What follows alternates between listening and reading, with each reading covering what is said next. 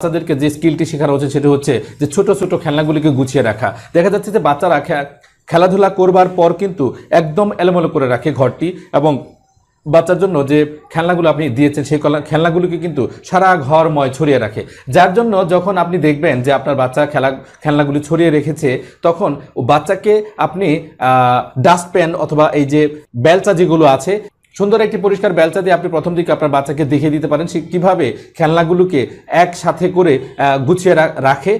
সে যদি আপনি একবার দেখিয়ে দেন তাহলে আশা করা যায় যে আপনার সন্তানও ছোট ছোট খেলনাগুলিকে গুছিয়ে রাখবে। এটি একটি ভালো স্কিল, এটি অবশ্যই আপনার সন্তানকে শেখাতে হবে।